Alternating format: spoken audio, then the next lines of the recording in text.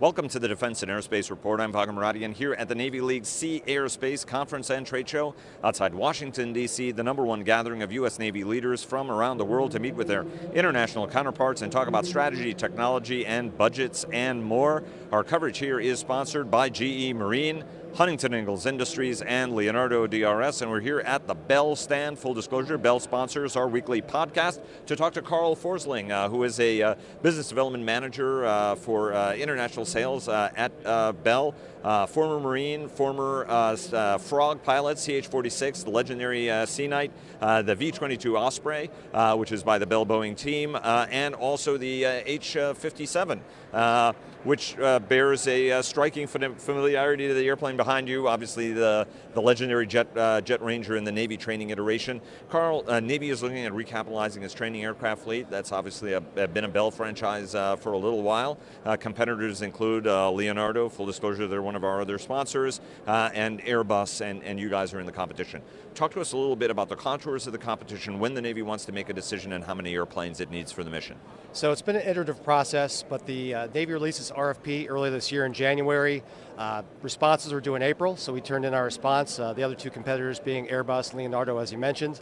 The Navy is looking for 130 aircraft over a 5-year period, 1 base year and 4 options to replace their existing TH-57 fleet, which they purchased in the early 80s. And of course, the 57s served all the way back since 1969 in one iteration or another. So Bell's been in this Navy training game for a long time, in addition to other Navy and Marine Corps products.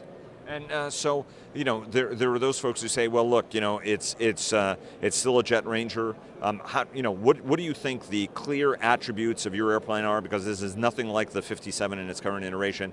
Talk to us about the differences in the airplanes and why you guys think you guys have the best solution, because obviously each of the two competitors look at it the same way, that they've got the best answer. I think the thing that defines Bell's answer to this is best value proposition for the Navy. We think we have the sweet spot of a multi-mission aircraft. This aircraft, the 407, has been in service since 1996. Over 1,600 of these in service throughout the world. Commercial, military, parapublic, EMS, all sorts of environments from polar to desert to everywhere in between. 5.5 million flight hours. That said, this 407 GXI is the newest iteration of that. Has a brand new Garmin G1000H NXI. That's Garmin's flagship product, adapted especially for this aircraft. So it's basically a good aircraft, rugged and able to withstand daily use in familiarization flights, all the way through BI, radio instrument, and tactics, while still allowing the modern mission management that you get with the glass panel avionics. So it offers that multi-mission capability, but more importantly, it gives it an affordable cost per flight hour. And that's what we see as being the big value proposition here. In this class is by far the cheapest to operate, both on a cost per hour for fuel, oil, the like, as well as your overall cost over time. Very predictable, very stable, and the lowest price in its class. So right now, O&M funds, for example, a little bit more flush, but later on, you don't know what that budget's going to do. But the Navy and Marine Corps will still be able to fly the flights they need, to graduate the aviators they need for the fleet operations, make sure they're prepared. Cost per flying hour is what, like 560? 562 hours average, less than 1.3 maintenance man hours per flight hour. So we think that's very competitive. In a training environment, the Navy wants to fly nearly 700 hours per aircraft per year.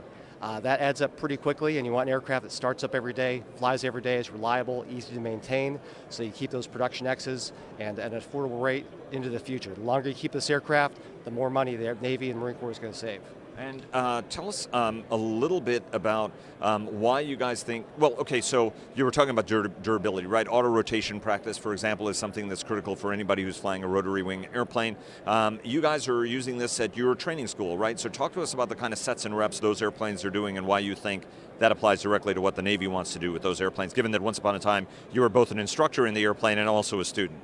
Right, auto-rotations just as one example of how rugged this aircraft is. You can perform auto-rotations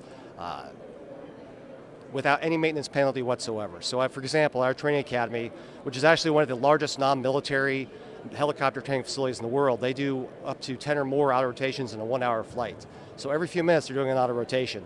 And again, they're doing this every single day with guys who haven't flown 407s before, and it gets up every single time. Other ruggedness features you see especially is the composite rotor hub. We think that's a huge advantage. We call it a soft and plain system. So instead of a fully articulated system, which has a great, lead lag and flapping hinges in it, require extra maintenance, add fragility, complexity. This allows that the lead and lag and flapping motion in plane, allows aggressive combat style maneuvering, as well as it's forgiving to a beginning pilot. Additionally, it's not as fragile as, say, a rigid rotor system. So again, that's that low maintenance, designed to be flown every day, reliable and affordable cost, while still doing the widest range of mission sets of any helicopter out there. And that's right, because articulated, you also have a lot of bearings and a lot of lubrication and maintenance you have to do. And on the rigid mast, you have to look at your magic gauge to make sure you're not overstressing the entire structure. Talk to us a little bit. I mean, this has been an extraordinary product line. I know that Bell, under Mitch Snyder, and we've talked to the CEO before about how you guys are actually reinventing how you also produce all your products to try to increase reliability, but take costs out of the platform. Talk to us a little bit about how many, both Jet Ranger, but 407 series helicopters are actually out there in the global fleet. So it's over 1,600 and climbing every single day. We have the production line, again, for this particular model open since '96. We think we're going to easily be able to make the Navy's production requirements on time. We've also added into this process, in Ozark, we make the 407 variant, which is the MQ-8C Fire Scout.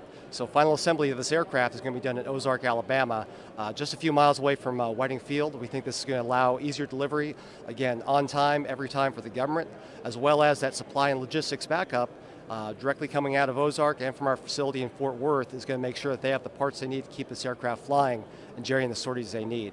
A very mature supply system, and again, just like Defense Acquisition University says, 70% of every military acquisition goes in the life cycle, and we think this, the proven life cycle, reliability, maintainability of this aircraft is going to keep this Navy aircraft flying 20, 30 years or more, just like our the Jet Ranger did.